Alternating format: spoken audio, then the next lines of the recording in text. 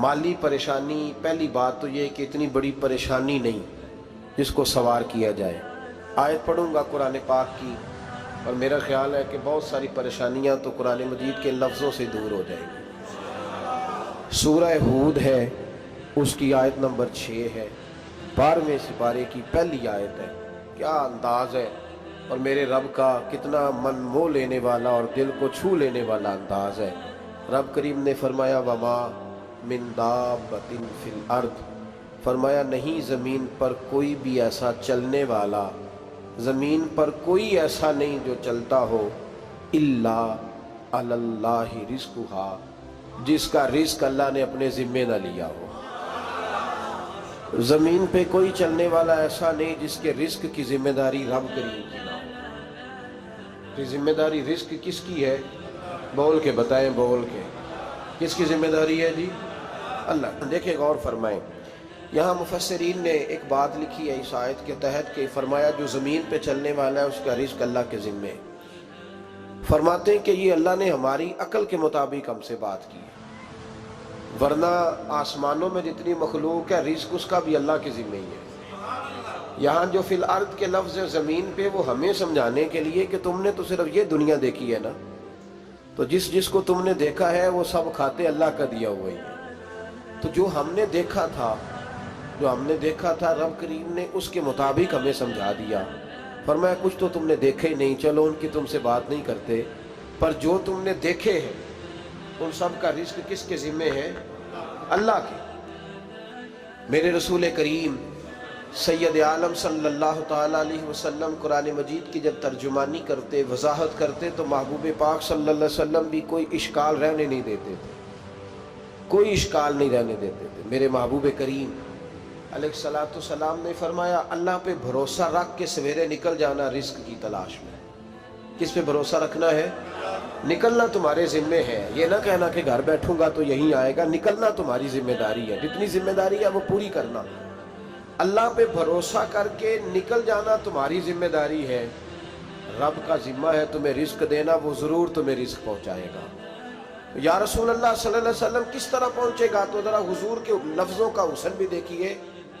नबी पाक सल्लल्लाहु अलैहि वसल्लम ने फरमाया जिस तरह मौत तुम्हें ढूंढ लेती है ना कि तुम कहाँ मौजूद हो, जब वक्त आता है तो इंसान पाकिस्तान में हो तब भी आ जाता है, जद्दा में हो तब भी आ जाता है, मक्का में हो या मदीना तय्यबा में, वक्त फिर भी आ जाता है।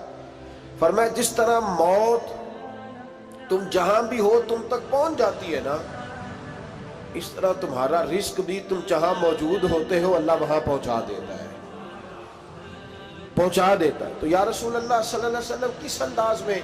तो फरमाया निकल जाना तुम्हारी जिम्मेदारी है। फरमाया सवेरे परिंदे भी निकल जाते हैं और शाम को जब लौटते हैं तो अल्लाह उन्हें पेट भर के रोज़ी अता फरमाता है। हालांकि उनको नहीं पता होता हमारा कारखाना कहाँ है, हमने कहाँ जाके मजदूरी करनी है। उनको नहीं पता होता कि हमारा दफ्तर कहाँ है, हमने किस ऑफिस में बैठना है। उनको नहीं पता होता कि हमने कहाँ जाके माल खरीदना है और कहाँ से हमने फिर उसको दोबारा बेचना है। उन्हें खबर नहीं होती। अल्लाह पे भरोसा करके निकल जाते हैं। निकलना तो तेरे जिम्मे है कि नहीं? फरमाया वो तू ड्यूटी कर, शाम को अल्लाह जो रब परिंदों को रोजी देता है वो तुझे भी अता फरमाएगा। मैं कहता हूँ सोच कितनी कमजोर है उस आदमी की जो कहता है कैसे मिलेगा। कितनी कमजोर सोच है। जो रब बैल को रोजी देता है, बकरी को रोजी देता है, इस जमीन इस धरती पे अगर बसने वाला ऊंट भूखा नहीं सोता, चले ये तो पालतू जानवर होते हैं, इस धरती पर बसने वाली अगर बिल्ली और कुत्ता रोटी खा के सोते हैं तो तू तो अशरफुल मखलूकात है। तूने अपने ज़हन में क्या टेंशन पाल लिया है कि नहीं आएगा तो मर जाऊंगा, क्या बनेगा, किस तरह होगा? तू क्यों इतना परेशान हो गया? भाई माली परेशानी सबसे ज्यादा उस बंदे ने ओढ़ ली है जिसकी तवक्कुल की बात कमजोर हो गई है। तू सीधी तवज्जो अपने रब करीम की जानिब रख, सीधी तवज्जो अल्लाह की जानिब कर। रब फरमाता है जिम्मा तेरा नहीं, जिम्मा मेरा। लेकिन तनख्वाह एक आती है घर में। जब एक बच्चा होता है तो तब भी काम चलता है। जब अल्लाह 2 बच्चे दे दे फिर भी उस तनख्वाह से काम चलता है। जब 3 हो जाए फिर भी चलता है। जब 4 हो जाए, नहीं आप ना भी बोले तो बात तो सही है, बहरहाल काम फिर भी چلے اسی تنخواہ میں سے جب بندہ بڑے بیٹے کی شادی کر کے بہو بیاہ کے لے آئے تو پھر بھی کام چلتا ہے، اور جب اس بیٹے کو اللہ بچے عطا کر دے تو اسی گھر میں، اسی آنگن میں، اسی چھت کے نیچے کام چلتا ہے۔ تو پھر تو مان جانا کہ چلانے والا تو نہیں، چلانے والا کوئی اور ہے۔ پھر تو مان جا کہ چلانے والا کوئی تو اس وقت جب تنخواہ تیری لگی تھی تو کہتا تھا ابا ابھی میری شادی نہ کر، میں بیوی کو کیسے کھلاؤں گا؟ تو وہی شخص ہے جس کی چھت کے نیچے پھر 1.5 درجن پوتے بھی پل رہے اور گزارا ان کا بھی ہو رہا ہے۔ تو رزق کا ذمہ کس کا ہے؟ اللہ کا ذمہ۔ اب ہمیں پتہ ہے پہلی بات تو پریشانی اس لیے اتار دینی چاہیے کہ ذمہ ہمارا ہے ہی نہیں۔ اب دوسری بات یہ کہ ذمہ داری کس کی ہے؟ اللہ حکیم بھی ہے اور علیم بھی ہے، حکیم بھی ہے اور جانتا بھی ہے، اور اسے پتہ بھی ہے کہ دینا کس طرح ہے۔ اب ہم پتہ کیا کہتے ہیں؟ کہتے ہیں وہ جو بندہ پجاروں میں بیٹھا ہے وہاں اسے نہیں بیٹھنا چاہیے تھا، اور میرا حق تھا۔ تجھے زیادہ پتہ ہے کہ اللہ کو؟ بول کے بتانا کس کو پتہ زیادہ ہے؟ کیوں جی؟ تو آپ اصل ٹینشن پتہ کب لگتی ہے؟ جب بندے کہتے ہیں نہیں وہ پجاروں میری تھی، میرا حق تھا۔ وہ جب گزرتی ہے نا پاس سے مہران کے تو مہران والا ٹینشن بڑی لیتا ہے، حالانکہ اللہ کو زیادہ پتہ ہے کہ وہ حق۔ ایک بات اپنے ذہن میں یاد رکھ لیں، رٹ لیں کہ جو میرے لیے بہتر تھا میرے رب نے مجھے دے دیا، اور بات ختم ہو گئی۔ بس وصل اچھا ہے نہ فراق اچھا ہے، یار جس حال میں رکھے وہی حال اچھا ہے۔ بس جو میرے حق میں بہتر تھا میرے رب نے مجھے، مسئلہ یہ ہے کہ تو اس پہ راضی ہونے کو تیار نہیں۔ حضرت علی کرم اللہ تعالیٰ وجہ الکریم نے میرے نبی پاک کی ایک حدیث بیان کی ہے، اور جناب علی جب یہ حدیث بیان کیا کرتے تھے تو حضرت مجاہد فرماتے ہیں یوں لگتا تھا کہ جیسے حضرت علی ہمیں ہر پریشانی سے نکال رہے ہیں۔ مولا علی شیر خدا رضی اللہ تعالیٰ عنہ فرماتے ہیں کہ مجھے میرے نبی پاک صلی اللہ علیہ وسلم نے ایک طریقہ دیا تھا ٹینشن فری ہونے کا۔ آپ فرماتے ہیں مجھے تو بڑا راس آیا ہے، تم بھی اگر کر لو گے تو تمہیں بھی فائدہ دے گا۔ کہا وہ کیا؟ حضرت علی کہنے لگے محبوب علیہ السلام نے فرمایا تھا لوگوں تم اللہ کے دیوں میں تھوڑے رزق پہ راضی ہو جاؤ، وہ تمہاری تھوڑی عبادت سے تم سے راضی ہو جایا کرے گا۔ بس تم 2 نفل بھی پڑھو گے تو اللہ راضی ہو جائے گا، تم 1 رکوع بھی سویرے اٹھ کے پڑھو گے تو وہ راضی ہو جائے گا، وہ تمہارے 313 درود شریف سے راضی ہو جائے گا، تم اس کے دیوں میں تھوڑے رزق سے راضی ہو جاؤ۔ ٹینشن اس لیے ہوتی ہے کہ ہم راضی نہیں جو اس نے ہمیں دیا ہے۔ وہ حل میں مزید کی جو دوڑ ہے نا، حل میں مزید کی، بے قدرہ کچھ قدر نہ جاتی، کیتی خوب تسلی ہو، دنیا دار پجاری زردے کتیاں دے گل ٹلی ہو، بک بک روشن اکھیاں تکیو ویک حویلی کلی ہو، تے کوچ نصیر اساں جد کیتی پہ جانی تھر تھلی ہو۔ تو یاد رکھیں یہ جو ہے نا مصیبت کے مال آ کیوں نہیں رہا، وہ سامنے والا پلاٹ میرے گھر کے سامنے ہے گھر کے سامنے، پر رجسٹری میرے نام کیوں نہیں؟ یہ مصیبت سانس نہیں لینے دیتی۔ موٹر سائیکل کھڑی کرتا ہے نا جب آ کے دکان سے روٹی کھانے آتا ہے، دفتر سے گھر آتا ہے، کاروبار سے آتا ہے، تو جہاں موٹر سائیکل کھڑی کرتا ہے وہ ٹینشن بڑی ہے کہ کبھی میری ہو جائے نا یہ والی جگہ تو میں یہاں بھی بورڈ لگاؤں اپنے نام۔ اس نے مالی پریشانی پیدا کی۔ تو جس حال میں ہے، کیونکہ تو نے اپنا یہ حال خود نہیں بنایا، جس نے بنایا ہے وہ بڑا بہتر جانتا تھا کہ تو اسی حال میں اسے اچھا لگتا ہے۔ تو اسے اسی حال میں، ایک بزرگ تھے تو ان کی طبیعت بڑی علیل ہو گئی، بیمار ہو گئے، تو اللہ نے آزمائش دی تو کیڑے پڑ گئے وجود میں۔ ایک کیڑا یہاں سے کھا رہا تھا، اللہ والے بڑے راضی رہتے ہیں اس کی رضا پہ، تو کیڑا یہاں کھا رہا تھا تو نیچے گر گیا، تو بابا جی نے اٹھا کے پھر وہاں رکھ لیا۔ کہنے لگے جب اس نے تیری ڈیوٹی مجھے کھانے کی لگائی ہے تو میں اس بات پہ راضی ہوں، تو نیچے کیوں گرتا ہے؟ بٹ ٹھیک ہے کھا، جب اس نے تجھے ڈیوٹی جو تیری لگائی۔ سالبہ بن عبد الرحمن ایک صحابی تھے، سالبہ غالباً نبی پاک صلی اللہ علیہ وسلم کی خدمت میں آئے، کہنے لگے یا رسول اللہ صلی اللہ علیہ وسلم غربت بڑی ہے، میرے لیے دعا کریں اللہ زیادہ مال دے۔ تو محبوب صلی اللہ علیہ وسلم نے فرمایا تو جس حال میں اچھا ہے وہ تیرے لیے بہتر ہے، جس میں تو ہے وہی حال تیرے لیے مشکل ہے نا یہ جواب سننا۔ کہتے پیر صاحب فلاں جگہ سے تویز آیا، وہاں تو وارے نے آرے ہو گئے، تو آپ کے ہاں؟ تو میں کہتا ہوں یہ تویز دینے والا اگر تویز دے کے امیر بناتا ہے تو پہلے خود کیوں نہیں بنتا؟ یہ خود تو 150 کا تویز بیچ رہا ہے، اپنی بیچارے کی حالت یہ ہے. اگر اتنا ہی تویز اس کا چلتا ہوتا تو پہلے 5 ٹیوب پجارو اس کے دروازے پہ کھڑی ہوتی. عجیب چکر ہے اور عجیب جگہ لوگ الجھ گئے، سمجھتے ہی نہیں بات کو. یا رسول اللہ صلی اللہ علیہ وسلم دعا کر دے تو محبوب نے کیا فرمایا؟ فرمایا تو جس حال میں ہے نا وہ حال تیرے لیے بہتر ہے، اسی میں رہ.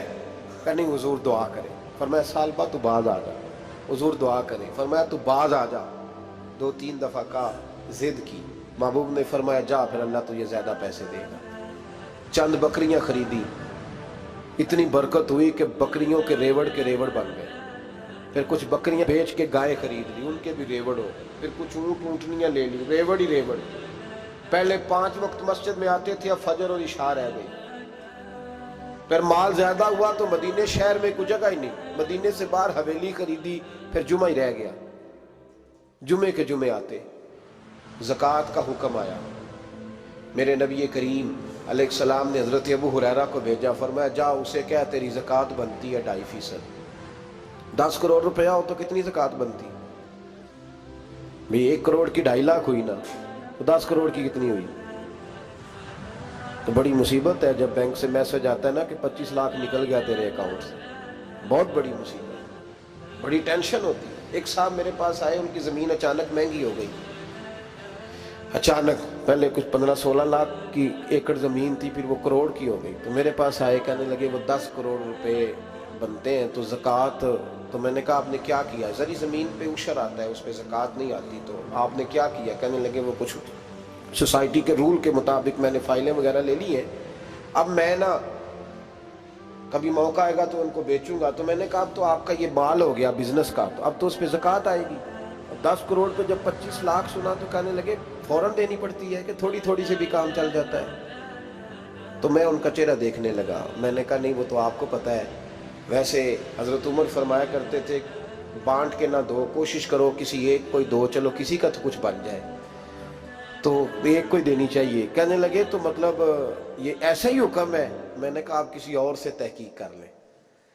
اب یہ بھائی لیتے وقت نہیں تجھے ٹینشن ہوئی کہ 15 لاکھ کا کروڑ ہو گیا تو اس وقت نہیں تو نے کہا کہ یا اللہ تو یہ کیسی سوچ ہے مسلمان؟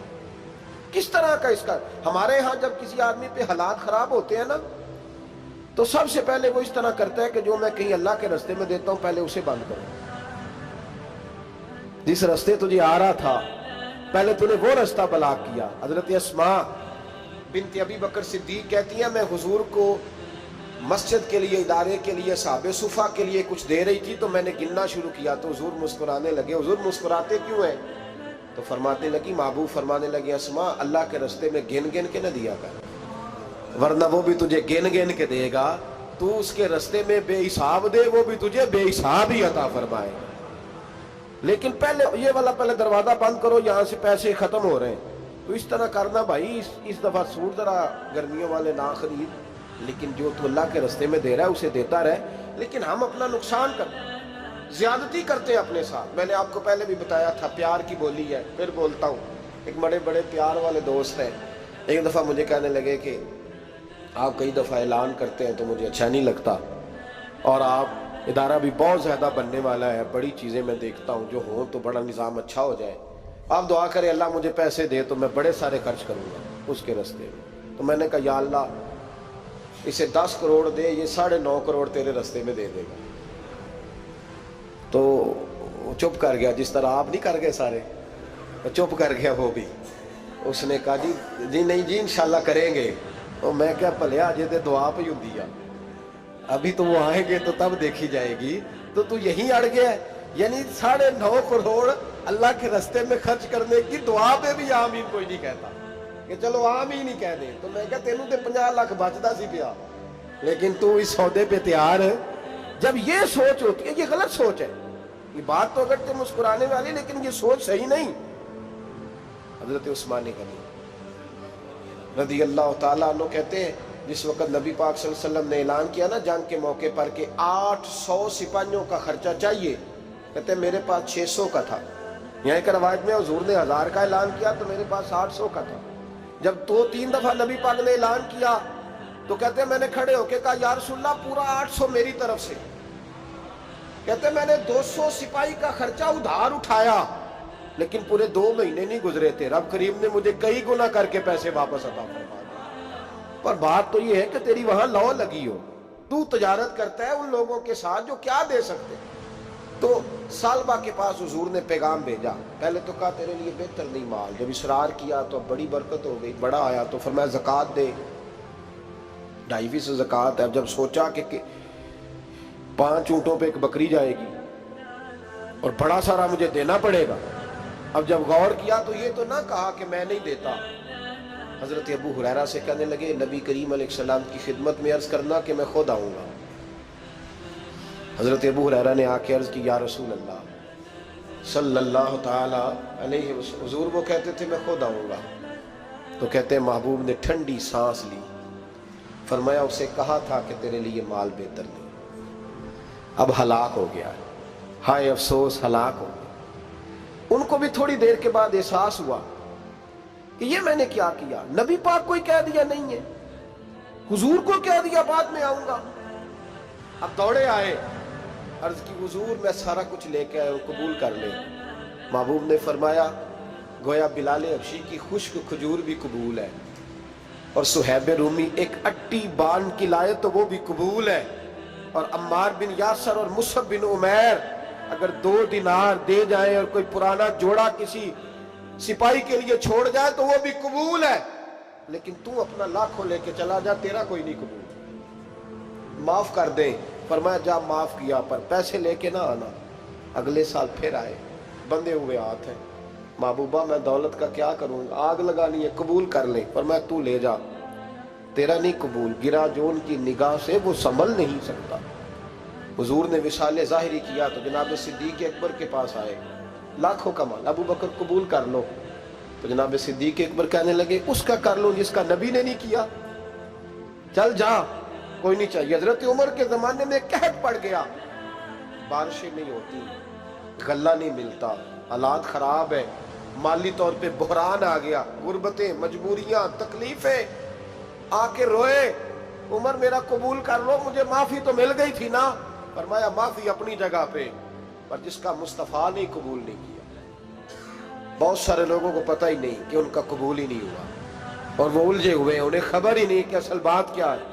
فرمایا جس کا مصطفیٰ کریم نے قبول نہیں کیا، اب ہیرے اور جواہرات بھی لے کے آئے تو بھوکے مریں گے، پر اس کا قبول، اس بات پہ راضی رہو اس حال میں اللہ نے رکھا ہوا، اس حال میں راضی رہو۔ یہ جو مصیبت ہے نا دیکھنی کہ وہ بھی میرے پاس، تمہیں کیا پتا، کبھی پوچھ تو صحیح اس سے وہ کس مصیبت کا شکار ہے، جو مالی طور پہ بڑا امیر ہے، تو اس کی طرف دیکھ کے اپنا دل برا کرتا ہے۔ بس جس حال میں رب نے رکھا ہے اس حال میں رہ۔ حضرت عثمان غنی کے زمانے میں تو وہ وصال کر گئے، لیکن بھائی تو جس حال میں تیرا رب تجھے رکھتا ہے اس حال میں رہ، تیری مالی پریشانیاں ختم ہو جائیں گی۔ میں نے پہلے بھی شاید آپ کو ایک دفعہ کہا تھا، میں تعلیم سے فارغ ہوا تو میرے ایک استاد اور میرے کچھ دوست کہنے لگے افریقہ آ جائیں آپ، وہاں بہت بڑا ادارہ ہے، اس کو چلائیں، اس کو سنبھالیں۔ تو میری والدہ سے میں نے کہا، کچھ طبیعت ہوتی ہے نا انسان کی، میرا بھی دل لگ گیا۔ میری اماں پڑھی نہیں تھی لیکن اللہ نے دانائی بڑی عطا فرمائی تھی، حکمت بڑی تھی، سیانی بڑی تھی۔ تو میں نے کہا اماں جی تو مجھے ساؤتھ افریقہ کی دعوت ہو رہی ہے تو آپ کیا کہتی ہیں؟ تو اٹھ کے میرے پاس آ گئی اور مجھے انہوں نے اپنے بازوؤں میں لے لیا، پھر میرا ماتھا چوما، کہنے لگی پتر میں تے وال بھی نہ پوٹ کے دیوا کسی نے، ہم نے دولت کا کیا کرنا، تو اللہ کا نام لے کے کہیں بیٹھ جا، رب کریم رون کے لگا دے گا، خیر ہو جائے۔ تو میرے بھائی یاد رکھیں ان چیزوں سے تھوڑا سا دیکھیں نا، قناعت کریں، جو اللہ نے دیا اس پہ راضی ہو جائیں، اللہ بڑا مہربان ہے، وہ آسانیاں کر دیا کرتا ہے۔ تو یاد رکھیں میرے رسول کریم علیہ السلام نے ایک تو ہمیں درس یہ دیا ہے کہ تو سمجھ جا، قرآن نے ہمیں بتایا ہے کہ روزی تیری ذمہ داری نہیں، روزی کس کی ذمہ داری ہے؟ اللہ کی۔ اور دوسری بات یہ کہ جو اللہ نے تمہیں دیا ہے اس پہ تو راضی ہو جا، تیری مالی پریشانیاں ختم ہو جائیں۔ اور پھر حضور صلی اللہ علیہ وسلم نے فرمایا مذہبی طور پر جب دیکھو تو آگے دیکھو، اور دنیاوی طور پر جب دیکھو تو پیچھے دیکھو، پریشانی ختم ہوگی۔ مذہبی طور پر جب دیکھو، جو 5 نمازیں پڑھتا ہے وہ تہجد پڑھنے والے کو دیکھے، اور جو تہجد پڑھتا ہے وہ اشراق چاشت پڑھنے والے کو دیکھے، اور جو بندہ اشراق اور چاشت پڑھتا ہے پھر اس کو دیکھے جو سارا دن مصطفیٰ پہ درود پڑھتا ہے۔ ऊपर ऊपर देखे कि मैंने और नेक होना है और नेक, और जब माली मामला है तो फिर नीचे देख। अगर तू बैठा ना पजारों पे तो फिर टूडी वाले पे नजर कर, उसका क्या हाल है। और अगर तू वहां बैठा है तो देख, मेहरान वाला भी तो गाड़ी चला ही रहा है ना। और अगर तू वहां है तो मोटरसाइकिल वाला देख, और तू वहां है तो फिर साइकिल वाले पे नजर, और अगर तू साइकिल वाला है तो पैदल वाले को देख, अगर तू किराए के मकान में रहता तो फिर झोंपड़ी वाले को देख, और अगर तू झोंपड़ी में रहता है तो फिर भी परेशान ना होना। कुछ ऐसे भी हैं जिन्हें झोंपड़ी भी नसीब नहीं, जो सड़क पे लेटे हुए। और अगर तू तंदुरुस्त है ना तो कभी जाके अस्पताल में देख हाल क्या है, लोग किस हाल में। तो हम शुक्र नहीं अदा करते, उसका नुकसान क्या होता है, नेमतें चली जाती हैं। अल्लाह फरमाते लाइन शकर तुम लाज़ीदन्नकुम, तो शुक्र अदा कर, मैं नेमतों में इजाफा कर दूंगा। तो भाई माली परेशानी का तीसरा सबब ये है कि हम देखते हैं माली तौर पर ऊपर, तो फिर हमें तबीयत बिगड़ती है। और फिर माली परेशानियों के कुछ और असबाब भी हैं।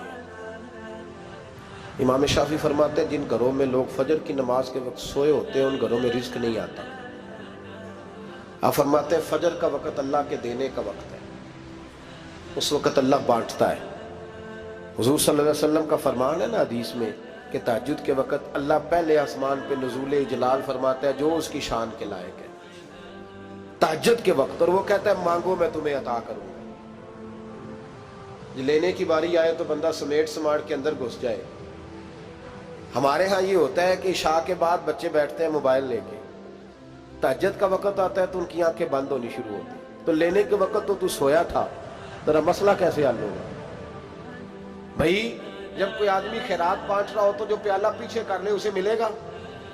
कहते उस वक्त आना जब मैं बांट रहा था, अब तो किधर आ गया है।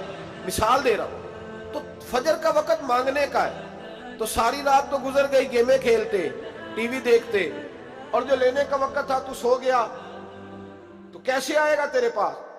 तो उठे सवेरे बंदों से मांग के देख लिया, बड़ी इज्जतें खराब हुई। फजर का वक्त उठ के झोली फैलाए।